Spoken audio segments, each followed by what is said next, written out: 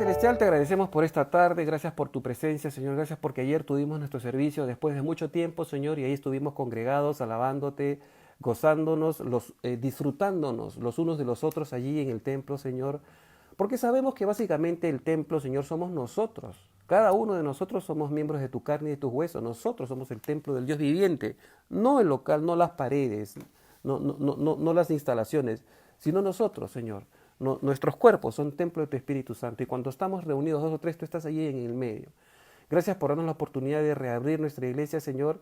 Permítenos seguir haciéndolo con precaución, darnos la sabiduría y todas las cosas que necesitamos para poder hacerlo perfectamente bien, Señor, con todas las precauciones debidas del caso. Y también te pedimos que bendigas este estudio, Señor, en el precioso nombre de Jesús oramos.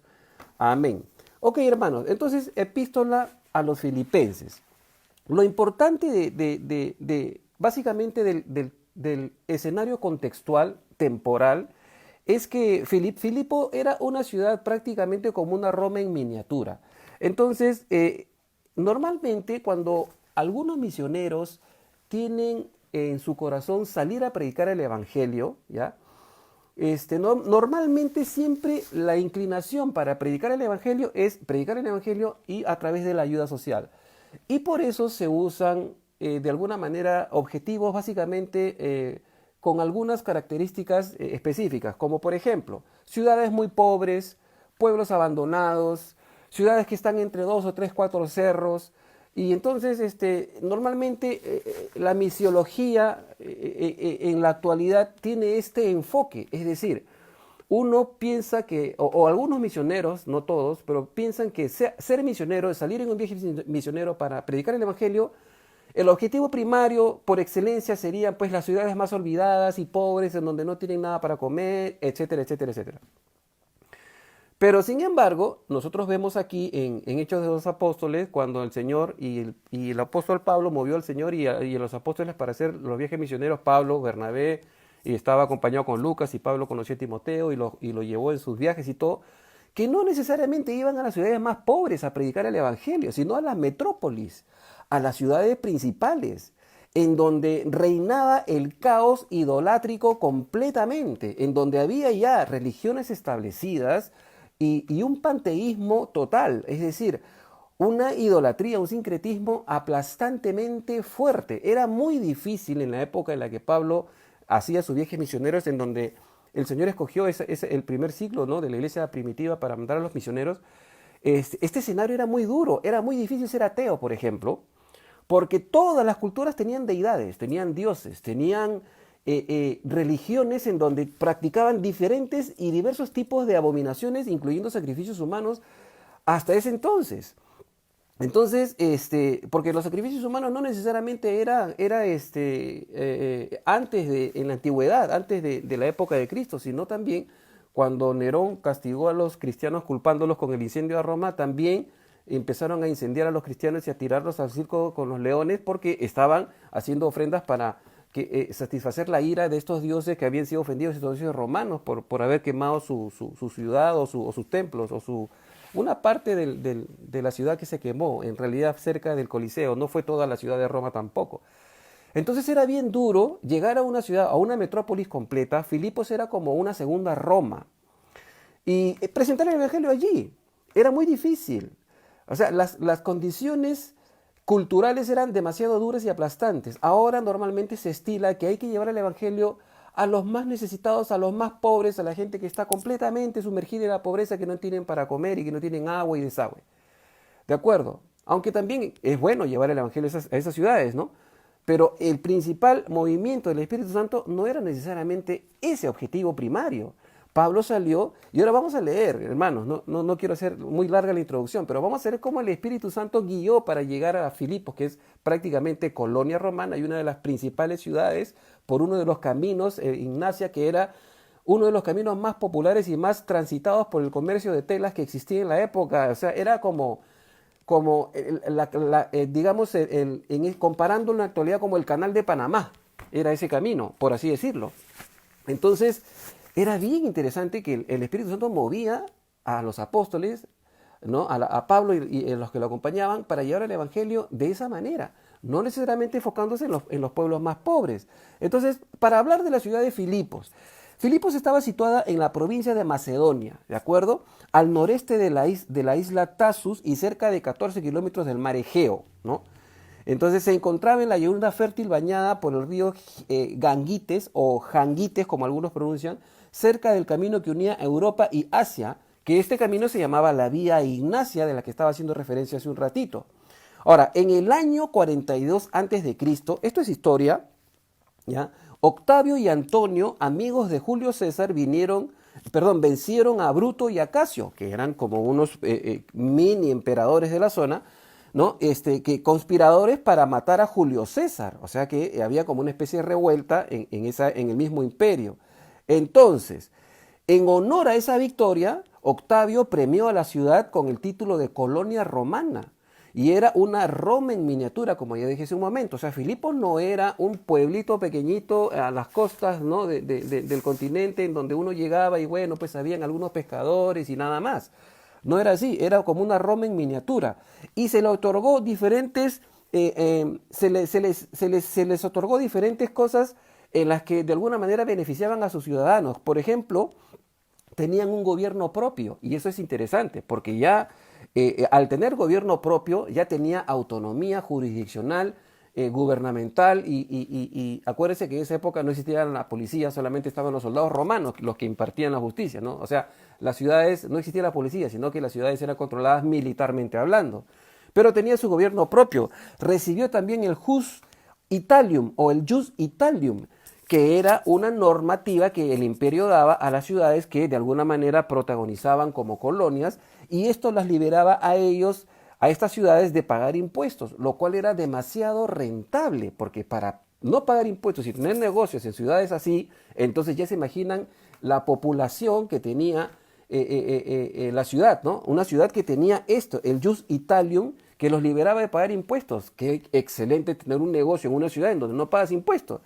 Entonces, y además de ello, los nacidos en Filipos, a pesar de que estaba dentro del territorio macedónico, porque bueno, el Imperio Romano abarcaba pues prácticamente desde Italia, un poco más hacia allá, hasta Judea incluso, ¿no es cierto? Acuérdense que cuando Jesús estaba en vida, Judea era provincia romana también. Todos los que nacían en Filipos eran ciudadanos romanos, ¿de acuerdo? Entonces no necesitabas nacer en Italia o en Roma para ser ciudadano romano. Si nacías en Filipos, también eras considerado ciudadano romano, y esto era muy ventajoso. Hay lugares principales aquí en Filipos que de mención rápida son el teatro que tenía, ¿no? Que era básicamente, fue encargado por Filipo de Macedonia a mediados del siglo IV antes de Cristo, era enorme, y se fue expandiendo con los siglos durante el dominio romano. Y de ahí se ampliaron los asientos, se agrandó el teatro y se pusieron muros de contención para la construcción de un escenario incluso hasta de 3 pisos. Y esta construcción continuó en los siglos II y III después de Cristo, ¿no? Y se convirtieron en una arena para los Juegos Romanos. Ya se imaginan a qué Juegos Romanos nos estamos refiriendo, porque no solamente mataban a los cristianos en Roma, ojo, los cristianos fueron perseguidos a lo largo de todo el imperio, ¿no? Sino que no había mucha presión en diferentes áreas del Imperio Romano de esa época. Por eso que algunos cristianos podían vivir tranquilos sin la pesada carga de la persecución por los romanos, sin contar la persecución por los mismos judaizantes que consideraban cristianismo como una secta nueva. Entonces, es una mención rápida. Después también allí está una de las prisiones de Pablo, ¿no? Cuando Pablo fue encarcelado. Que de alguna manera también es histórico. ¿Por qué? Porque después de la encarcelación se ve que hay como un sótano, una cueva ahí que se convertían en cárceles, y entonces ya con el tiempo se formó ahí también una iglesia. Entonces, y también el foro, que de alguna manera, como en todas las ciudades griegas antiguas, ¿no? Filipos tenía un mercado, es decir, un mercado grande, ¿no? Y tenía, ¿cómo se llama? Tenía dos. Y el foro romano se construyó junto con la ágora, se llama en griego original. Y a partir de los restos de estos edificios alrededor de la plaza abierta, se pueden hacer ustedes la idea de que era el escenario muy bullicioso, ¿ya? Era un centro administrativo y comercial con demasiada gente. ¿Ya? Imagínense, yo diría casi un Nueva York, ¿no? Porque más o menos las dimensiones son como un tanto comparativas, casi un Nueva York, ¿no? Como un Wall Street, así era Filipos, o sea, había mucho comercio. Entonces, estas eran las cosas que de alguna manera estaban focalizadas allí, y han encontrado restos pavimentados de lo que se cree que era la sección de la Vía Ignacia, que era esta principal, digamos, pista o carretera, ¿no?, que de alguna manera hacía muy atractivo el comercio terrestre después de llegar a los puertos y avanzar hacia el norte. Entonces, estas son las cosas importantes que se puede rescatar respecto a su geografía. Ahora, la llegada del Evangelio. ¿Cómo es que llegó el Evangelio a Filipos? Y esto es interesante notarlo, hermanos. ¿Por qué? Porque el Evangelio llegó a Filipos no necesariamente porque Pablo dijo, bueno, vamos a tirar una moneda a ver a dónde nos lleva el viento, sino que ellos salieron en su viaje misionero, y vamos a leer en Hechos de los Apóstoles. Todavía no estamos en el libro de Filipenses, pero en la introducción merece que leamos Hechos de los Apóstoles para saber cómo es que llegó el Evangelio. Entonces, Filipo fue la primera ciudad de Europa en recibir el Evangelio, y esto es interesante, y vamos a ver las consecuencias, o digamos no las consecuencias, sino vamos a ver la mecánica que el Señor usó para que primeramente pisaran esa tierra y predicaran el Evangelio.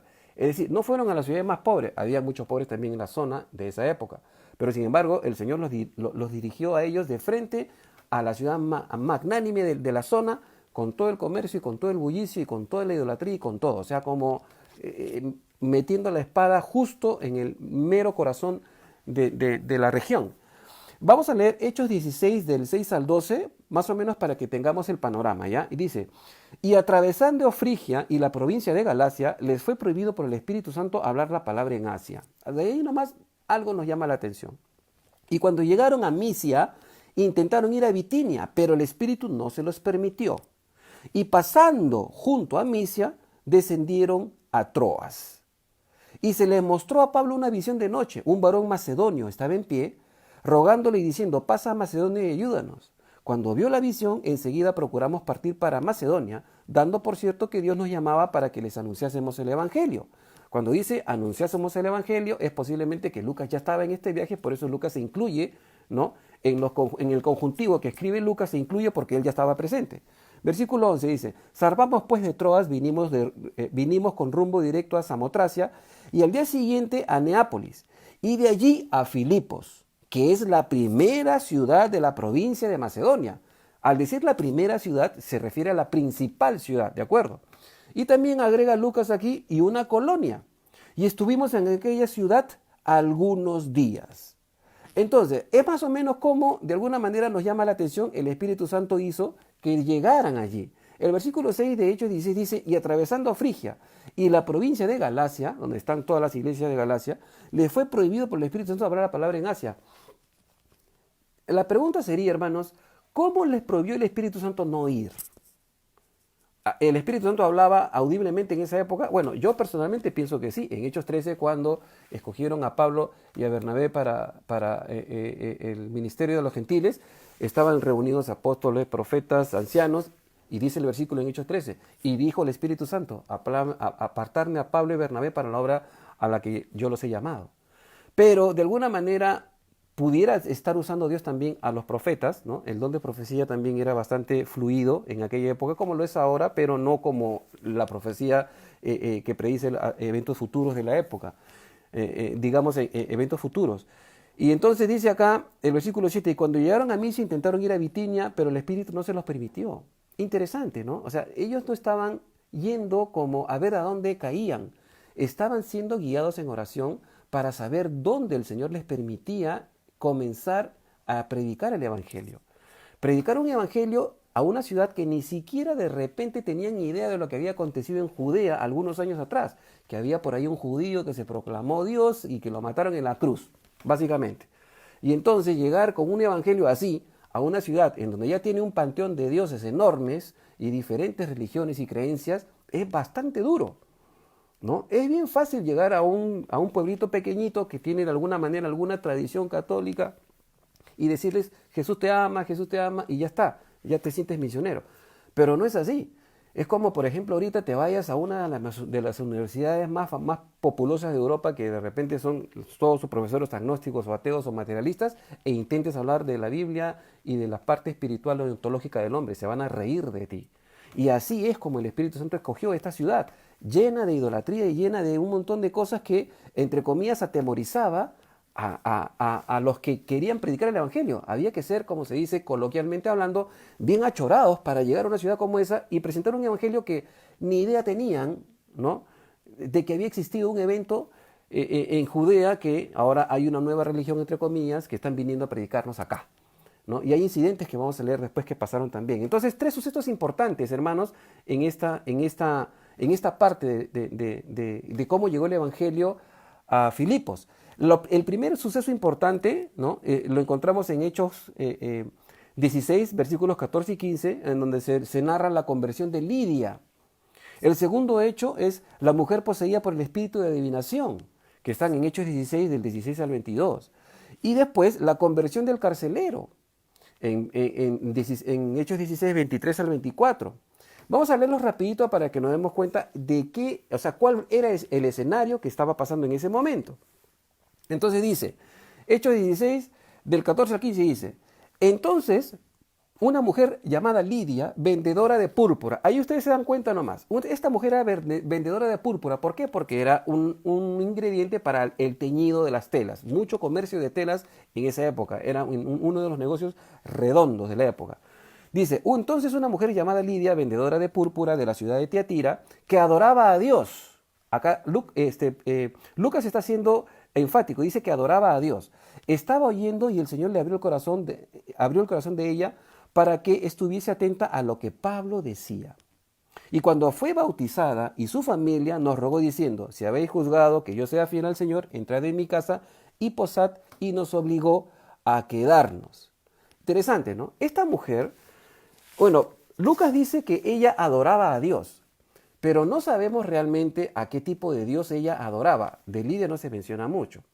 Sin embargo, posiblemente ustedes tienen que entender de que en ciertas regiones de esa parte del continente también habían sinagogas judías y los judíos también hacían proselitismo, predicaban su religión, predicaban al Dios del Antiguo Testamento, en el cual nosotros creemos, pero bajo la consigna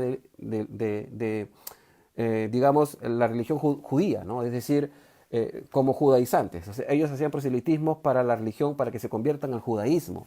Entonces, posiblemente esta persona ya había escuchado acerca de el Antiguo Testamento y de repente en alguna sinagoga, no sabemos, aunque tampoco dice si era gentil o no, pero ya adoraba a Dios. Entonces es interesante cómo Dios está guiando a Pablo y para que vaya a las personas que de alguna manera estaban clamando a Dios, pero no les había sido predicado el Evangelio. Y esto es interesante de observar.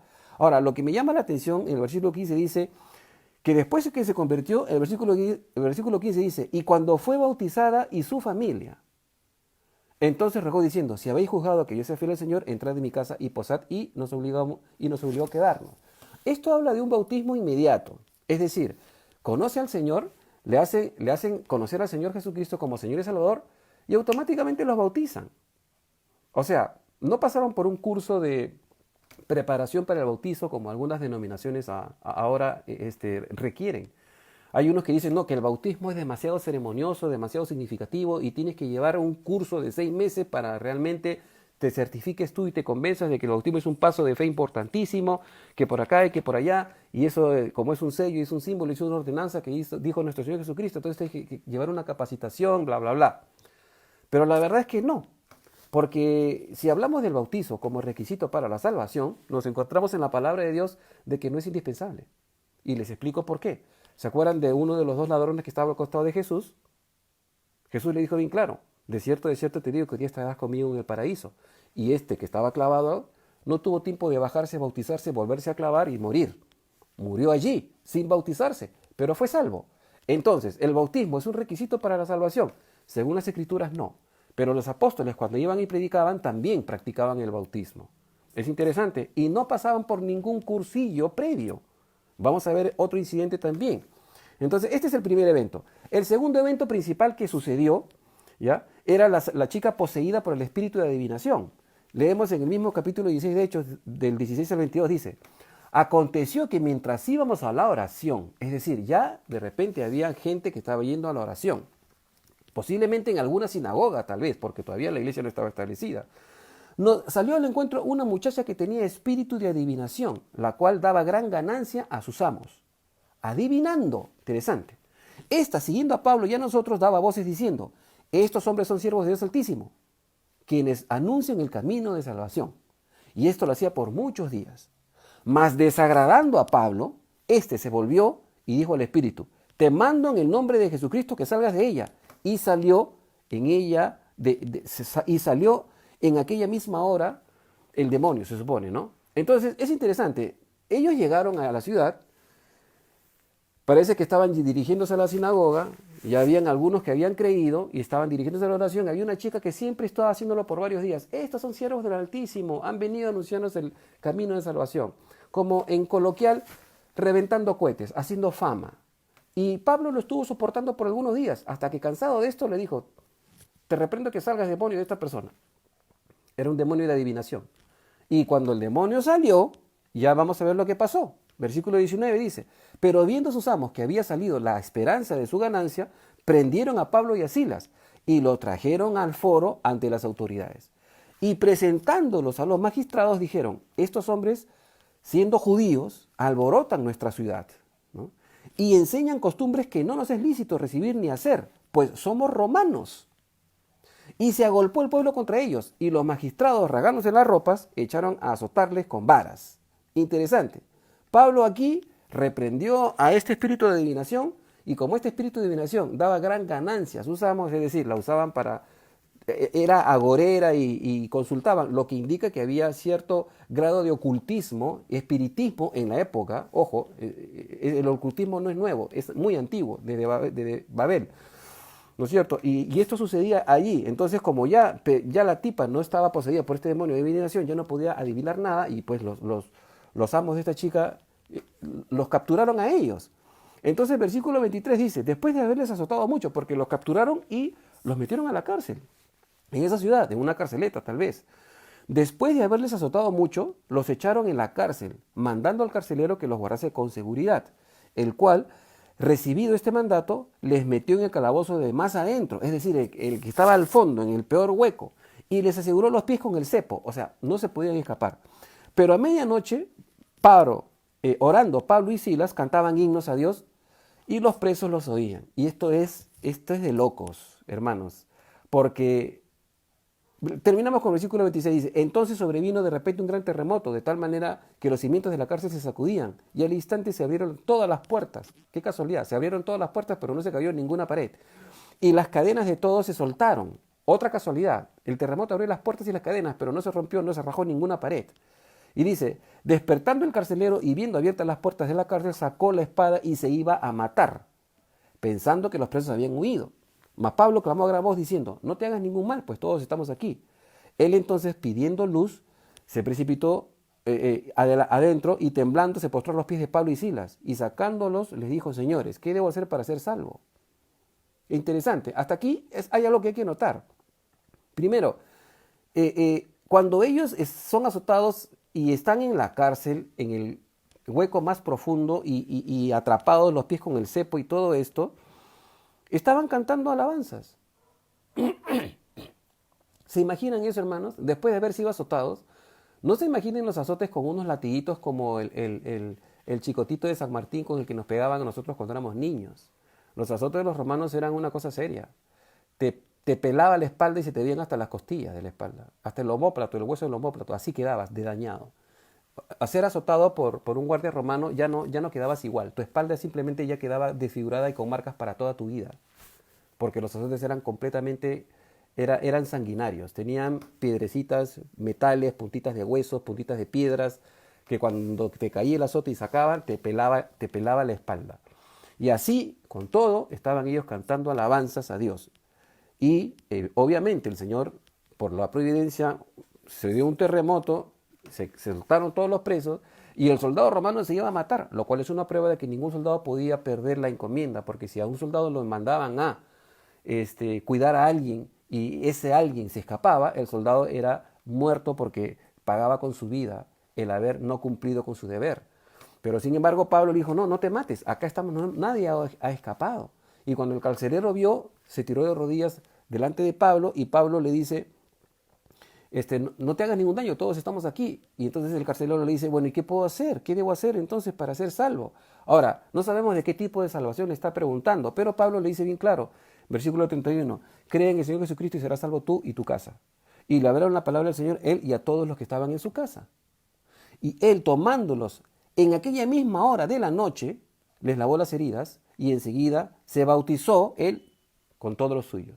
O sea, este carcelero les lavó las heridas a Pablo y a Silas porque yo imagino que habrán estado ensangrentados, completamente ensangrentados de la espalda, ¿no? Porque eso era un carnaval de carne cuando te azotaban los romanos, era terrible.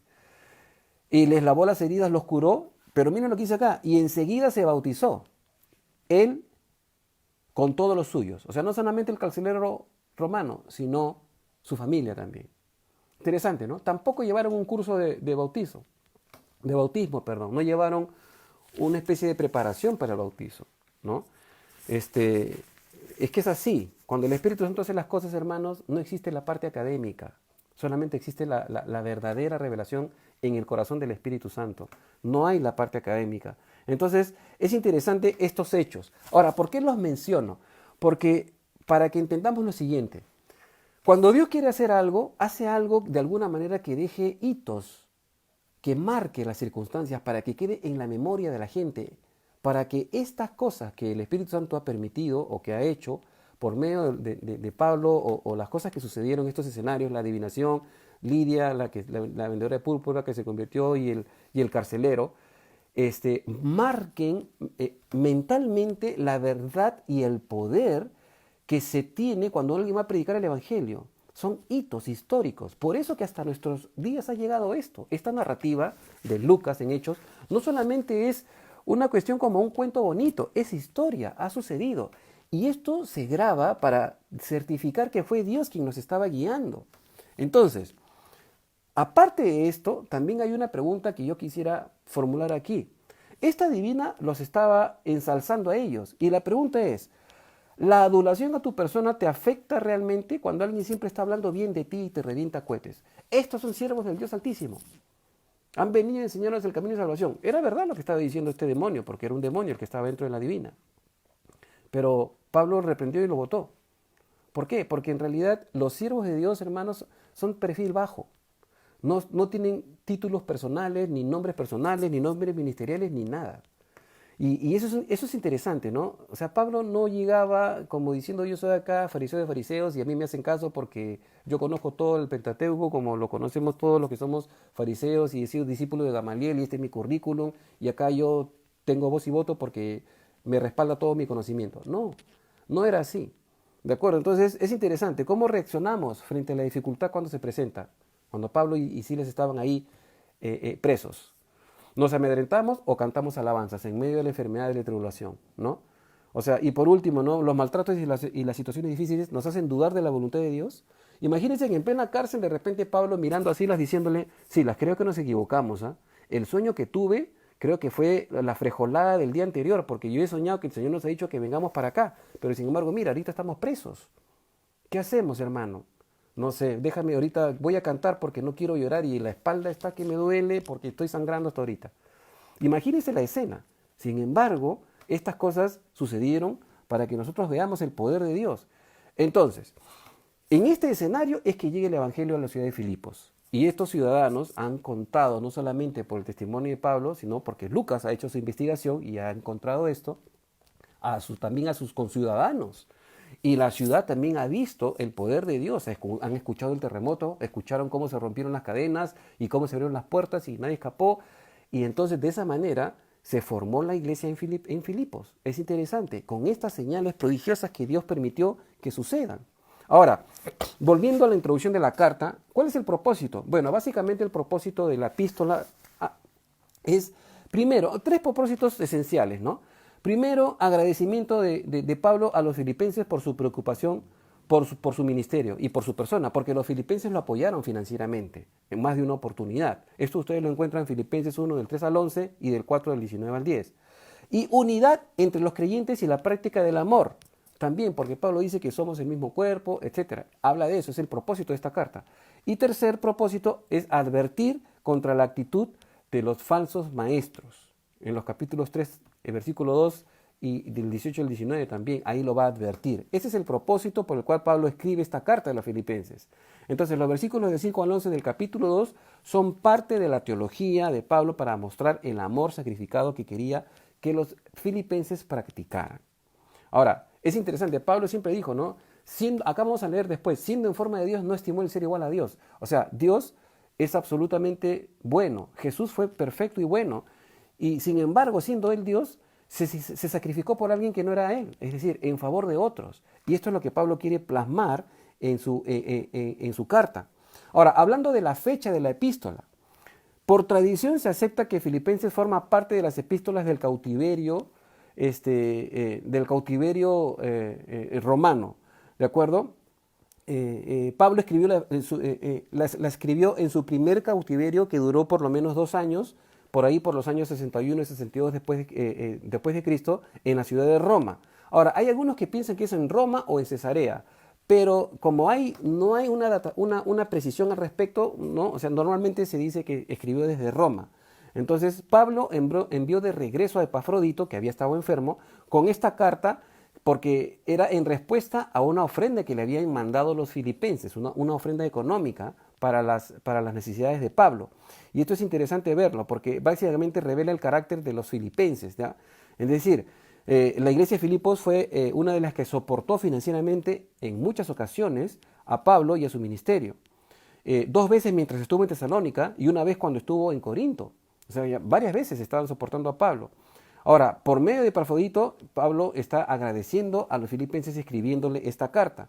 Entonces, como una característica de la iglesia de Filipenses es que esta iglesia no olvidaba a sus misioneros. Ellos sabían que después que ellos recibieron la predicación del Evangelio, era también encomienda de ellos soportar a Pablo, como ha venido sucediendo, digamos, un comparativo con nuestra iglesia, ¿no? Desde la pandemia, nosotros tuvimos que, bueno, nos agarró en el aire y de la noche a la mañana ya no teníamos servicios, no teníamos los ingresos, se redujeron al 17% de todos los ingresos que teníamos y bueno, gracias a Dios que muchos hermanos han continuado siendo fieles y a los cuales de todo corazón agradecemos, ¿no?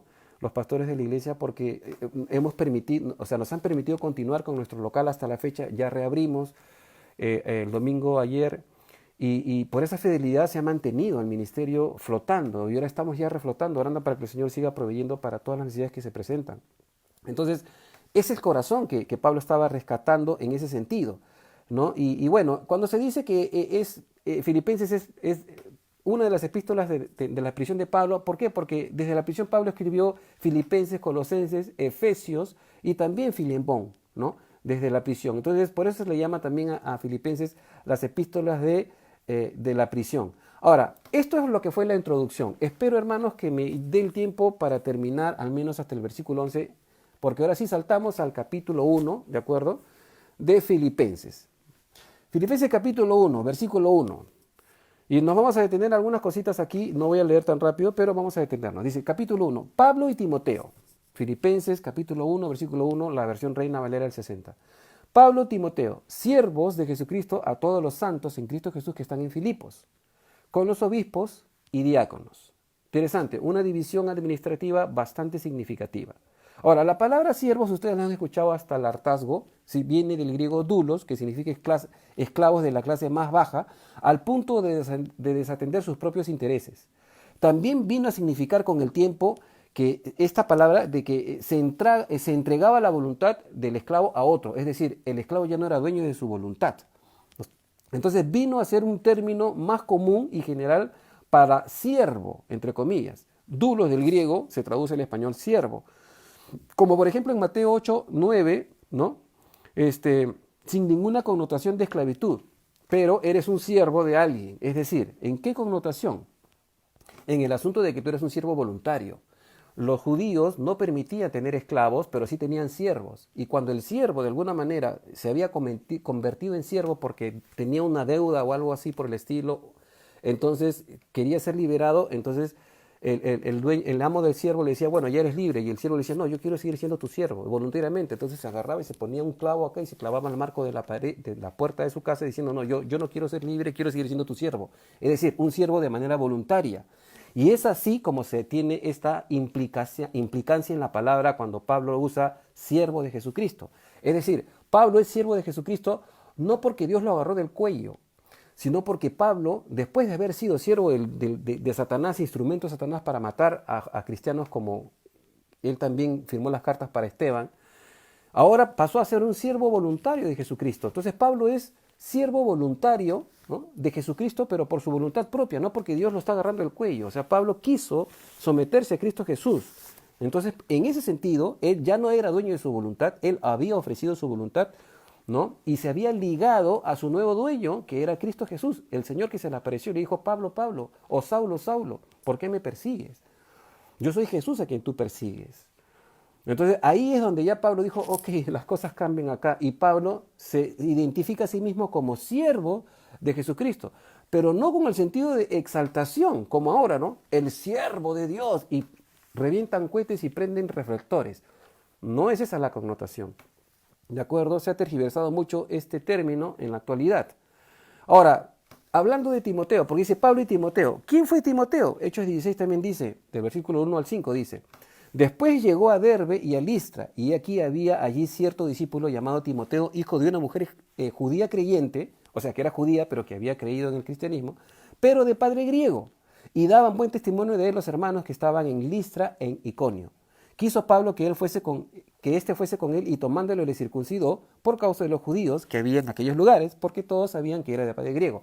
¿Por qué Pablo circuncida a Timoteo? Porque objetivamente hablando, Pablo, cuando visitaba una ciudad nueva, no es que se ponía a predicar en las calles de frente, él iba primero a las sinagogas, ¿de acuerdo? Y para formar parte, como él era judío, él era circuncidado, obviamente, para poder entrar y poder compartir. De repente Timoteo también leía alguna lectura o algo, tenían que ser circuncidados. Entonces, por causa de los judíos, Pablo circuncidó a Timoteo para que lo pueda acompañar en sus visitas esporádicas que hacía Pablo al principio en las sinagogas. Luego que los judíos ya no quisieron escuchar más de Pablo, Pablo se sacudió los pies y dijo: nos vamos a los gentiles porque ustedes no nos han querido escuchar. Entonces Timoteo es una persona muy interesante. ¿Por qué? Porque de alguna manera nos hace pensar que tiene madera para el ministerio. Por eso que después Pablo, al final de su carrera, lo nombra como pastor de pastores. O sea, Timoteo estaba encargado de la supervisión doctrinal y de la ordenación de ministros en las iglesias. Es interesante, ¿no? Entonces, características de Timoteo son muy dignas de considerar, porque imagínense, ¿no? ¿Cómo te sentirías tú si alguien te llama para un viaje para que te golpeen, te peguen, pases tribulación, naufragios, etcétera, etcétera? Yo no iría, personalmente, es muy difícil. Ahora en la actualidad todo el mundo quiere viajar en primera clase o en los mejores cruceros, ¿no? Pero no estás dispuesto a viajar 6, 7 horas para ir a visitar a unos hermanos. Es muy difícil. Entonces, esto demuestra la calidad de persona que era Timoteo, ¿no? Entonces es interesante considerarlo también, porque Pablo en su carta dice Pablo y Timoteo. Continuamos, versículo 2 dice: gracia y paz a vosotros de Dios nuestro Padre y del Señor Jesucristo. Doy gracias a mi Dios siempre que me acuerdo de vosotros, siempre en todas mis oraciones, rogando con gozo por todos vosotros, por vuestra comunión en el Evangelio desde el primer día hasta ahora, estando persuadido de esto, que el que comenzó en vosotros la buena obra, la perfeccionará hasta el día de Jesucristo. Interesante. O sea, primero, gracia y paz era el designio o la salutación de Pablo que siempre usaba en sus cartas, pero de alguna manera también era el designio de Dios. Dios deseaba, ¿no?, que sus hijos tengan gracia y paz, es decir, gracia de Dios, ¿no?, y la paz de Dios. Y ahora, acá me llama la atención algo bien interesante. Pablo dice: doy gracias a Dios siempre que me acuerdo de vosotros. Es decir, Pablo estaba en una constante oración por la gente que él predicaba. No es que él predicaba en un lugar y se iba y nunca más se acordaba del nombre de las personas. Es más, en la carta de los Romanos, ustedes se dan cuenta al final, toda la sarta de nombres que Pablo menciona al final, porque los conocía de rostro y nombre, lo que indica que Pablo tenía una preocupación particular por cada uno, ¿no?, de las personas que él había ministrado. Y también dice, ¿no?, siempre en todas mis oraciones rogando con vosotros con gozo. Es decir, 3 cosas importantes acá. Primero, la oración de Pablo. Es decir, Pablo estaba orando, intercediendo. Ahora, es interesante. Orar por alguien, hermanos, como enseñanza para nosotros, orar por alguien te identifica con ese alguien. Cuando tú oras por una persona, ¿cómo oras? Señor, te pido que bendigas a mi hermano José. Amén. ¿Y ya? O sea, ¿cómo tú te identificas cuando intercedes por alguien? ¿Cómo te sientes cuando intercedes por alguien? Yo creo que una intercesión genuina es cuando tú realmente logras sentirte como en los zapatos de la persona por la que estás orando, por sus necesidades espirituales, financieras, físicas, problemas emocionales, problemas de matrimonio, etc. Una oración muy generalizada creo que no tiene ningún significado, ningún objetivo. Señor, te pido que bendigas a los hermanos de la iglesia. Pasamos tiempo orando solamente por nosotros. Pablo dice, cada vez que me acuerdo de ustedes, estoy con gozo dando gracias a Dios orando por ustedes. O sea, Pablo estaba siendo muy preciso. Entonces, ¿cómo yo oro por alguien cuando estoy intercediendo por alguien? Cuando tú le dices a una persona, ay hermanita, estoy orando por ti, ¿realmente estás orando por la hermana o simplemente estás diciendo, Señor, bendice a mi hermanita y punto? Pasar tiempo en oración de intercesión. La intercesión de Jesús duró una noche horrible con sudor y sangre por todos nosotros. Y esto es lo que tenemos que tener también nosotros dentro de nuestro corazón. Un segundo punto sería la constancia en el caminar cristiano que habla en el versículo 5. La perseverancia por encima de las pruebas y la no contaminación con el mundo. Es decir, una decisión diaria de seguir a Cristo. Y esto es lo interesante, hermano. Nosotros tenemos que tener conciencia de que estamos siendo atacados constantemente mañana, tarde y noche por el mundo, por el enemigo y por nuestra propia carne. Tenemos que mantenernos en una decisión de seguir a Cristo todos los días, ¿no? Y otra cosa importante más, la tercera cosa importante aquí que desprende de estos versículos que hemos leído, la obra de Cristo en nuestras vidas, en el versículo 6, ¿no es cierto? Cuando dice que estando convencido de esto, que el que empezó la buena obra la perfeccionará. O sea, Dios es responsable de mí. Dios puede moldearme a la imagen de Cristo, pero siempre y cuando yo se lo permita. Porque nosotros, ahorita hemos hablado del bautismo, hace un ratito hablamos del bautismo, ¿no? Que muchas personas dicen que hay que estudiar para antes de bautizarse. Otras dicen que no. Nosotros leemos en la palabra de que ni siquiera es necesario, aunque sí es un mandamiento, si se puede hacer, se debe hacer, ¿no es cierto? Pero si una persona pues que está en coma en el hospital recibe al Señor, no lo vas a sacar de cuidados intensivos para bautizarlo para que termine de morir. Ahí nomás, él recibe al Señor, parte y se va con el Señor sin ser bautizado, ¿no? Y así como hemos leído también en el caso del carcelero que se bautizó y Lidia también. Entonces, sin embargo, Dios es responsable de nosotros porque Él va a perfeccionar su obra en nosotros siempre y cuando nosotros le dejemos a Dios actuar en nuestras vidas. ¿Y saben por qué?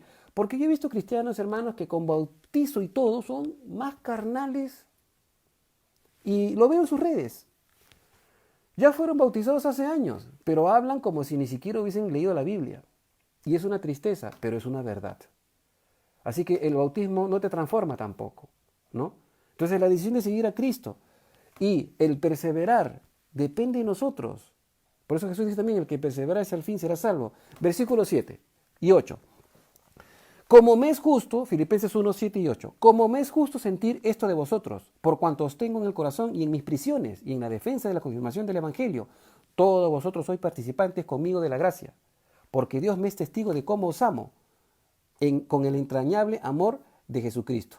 Interesante, ¿no? Pablo aquí está hablando de algo que en realidad le cuesta de alguna manera entender el amor que él sentía por ellos y era sobrenatural. O sea, Pablo dice, yo os amo a ustedes con el entrañable amor de Jesucristo. Entonces, hablando de la gracia, porque la gracia básicamente es lo que hace todo en nosotros, la gracia es recibir algo que no merecemos, pero no implica que ese algo sea agradable y bueno, no necesariamente. La gracia puede traernos el privilegio de sufrir por Cristo también, ¿no es cierto? Y en el versículo 29 más adelante vamos a leer, porque a vosotros os es concedido a causa de Cristo, no solo que creáis en Él, sino que también padezcáis por Él. Interesante. Romanos 8:17 dice, y si hijos, también herederos, herederos de Dios, coherederos con Cristo, si es que padecemos juntamente con Él, para que juntamente con Él seamos glorificados. Es decir, la gracia es recibir algo que no merecemos y la misericordia es no recibir lo que merecemos. ¿Ok? Versículo 9 al 11, y ya con esto estamos llegando al final. Y esto pido en oración, que vuestro amor abunde aún más en ciencia y en todo conocimiento, para que aprobéis lo mejor, a fin de que seáis sinceros e irreprensibles para el día de Cristo, llenos de fruto de justicia, que son por medio de Jesucristo, para la gloria y alabanza de Dios. Entonces, primero, que abundéis en amor. Esta palabra amor viene del griego ágape, ¿no? Que básicamente es un amor que no tiene nada que ver con esperar nada a cambio. Es un amor desinteresado. Pablo menciona ¿no? Que el amor necesita abundar en ciertas cualidades que van a hacernos más eficaces para que abundemos en frutos que evidencien quién es Dios, no qué lindos somos nosotros, ¿de acuerdo? Existen 4 palabras griegas para amor y se traducen así. La primera, ágape, que es el amor incondicional que se le atribuye a Dios. El segundo es el filial, ¿no? El fileo, que es el amor fraternal, el compañerismo, el amical. El estorge, que es el amor de padres a hijos, ¿no? El amor del núcleo familiar. Y el eros, que de donde viene el amor erótico, que es el amor de los esposos, ¿no? Lo que lleva prácticamente al impulso sexual.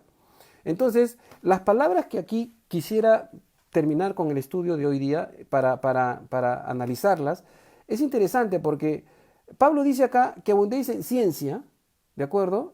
En conocimiento, para que aprobéis lo mejor, ¿no? Y para que seamos irreprensibles. Entonces, ¿qué cosa significa ciencia? Ciencia viene en el griego epignosei, que significa un conocimiento perfecto. Es el discernimiento de lo que está puesto delante de nosotros. Las personas a las que Dios quiere que sirvamos. Nuestro amor debe abundar sabiendo a quién servimos, ¿no? Y que ese a quien servimos es alguien que es la imagen de Dios. No estamos aquí para ser servidos, sino para servir. Servir es parte de la naturaleza de Dios. ¿Podemos servir a los incrédulos en vanos? Por supuesto que sí. ¿Podemos tener preferencias al servir en alguna posición, ¿no? Dependiendo de la posición de la persona? No. Nosotros los cristianos tenemos que servir al mundo, a los cristianos, a la familia de Dios, pero también a los que no lo son. Entonces el servicio no es elitista. Si eres siervo, tienes que servir, no importando a quién tengas adelante. La otra palabra es conocimiento, que viene del griego aesthesei, que significa percepción, mirar, como percibir. La expresión, o sea, la percepción de lo que amamos. No amamos por amar, amamos a pesar de la percepción que tengamos. Cristo nos manda a amar a nuestros enemigos. Nuestro amor puede estar condicionado a los que estimamos, pero amar a las personas no es un sentimiento. Y esto aquí hay que hacer una diferencia. Amar a las personas, o sea, yo no amo a las personas porque yo me siento bien con las personas. Debo amar a las personas porque es un mandato. Amarás a Dios como a tu prójimo. Eso es un mandato. Aunque el amor no implica de que nosotros seamos adulones o sobones, eso no tiene nada que ver, ¿no? Eso es salamería, no estoy hablando de eso. Pero de alguna manera el amor es un mandato. Y entonces Pablo dice acá, tenemos que tener esa percepción. Abundar en amor para que tengamos el conocimiento, la percepción de a quién tenemos enfrente, a quién amamos y cómo le amamos. Una manera de comprobar que crecemos en amor es cuando continuamos amando a las personas que nos defraudan. Levantemos la mano y digamos, ¿cuántas personas tenemos en la mente que nos han defraudado? Que tarde o temprano nos han clavado el puñal y han causado estragos en nuestras vidas. ¿Las seguimos amando a pesar de eso? ¿No? De ese amor es lo que se está hablando. La otra palabra es, cuando dice, para que aprobéis lo mejor, viene del griego diaferonta, que se traduce literalmente cosas más importantes o diferentes. Entonces, la importancia de las relaciones entre nosotros como cuerpo de Cristo, a eso se está refiriendo. ¿Qué es lo que importa, lo que más importa entre nosotros? O sea, el ministerio, el trabajo, el llamado, ¿qué es lo que más importa? Lo más importante para mí debe ser el bienestar de mi hermano, ¿no? Primeramente en el núcleo familiar, mi esposa, padres, hermanos, familia, amigos. Pero también incluso el bienestar de los que nos estafan, de los que Jesús dijo bien claro, orad por los que os persiguen, bendecid y no maldigáis. No paguemos mal por mal.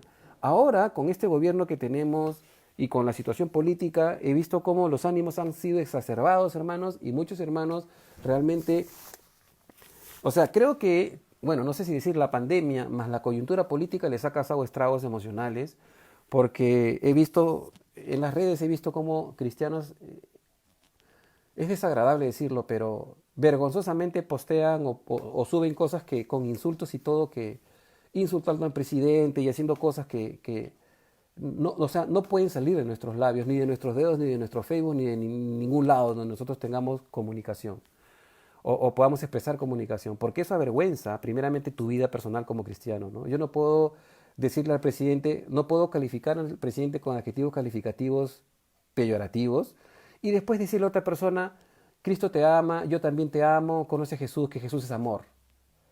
O sea, no hay coherencia, no hay compatibilidad, ¿no? Mejor no prediques el evangelio si vas a seguir en las redes insultando a las personas, ¿no?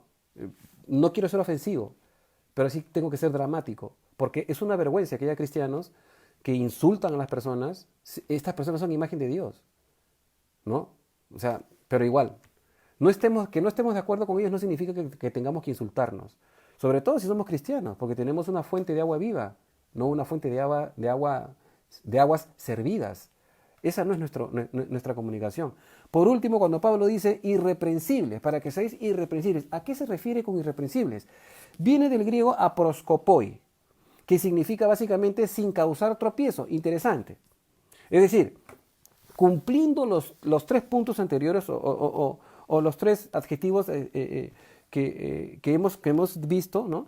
Entonces podemos seguir a Cristo sin tropiezo. Ahora, ser irreprensible, hermanos, no es no pecar. Es que cuando pecamos debemos pedir perdón inmediatamente al Señor. Dios no nos permite el pecado, pero si pecamos debemos restaurar nuestra comunión con el Señor inmediatamente. Un cristiano maduro es aquel que cuando sabe que metió la pata, va al trono de la gracia. El Salmo 46 dice, Jehová, tú eres nuestro pronto auxilio en las tribulaciones. Cuando tú cometes un pecado, 1 Juan 1.9 dice bien claro, si confesamos nuestros pecados, Dios es fiel y justo para perdonarnos y limpiarnos. ¿Cuántas veces nos va a perdonar Dios? Si Él nos exhorta a nosotros 70 veces 7, imagínense lo que hizo Cristo en la cruz.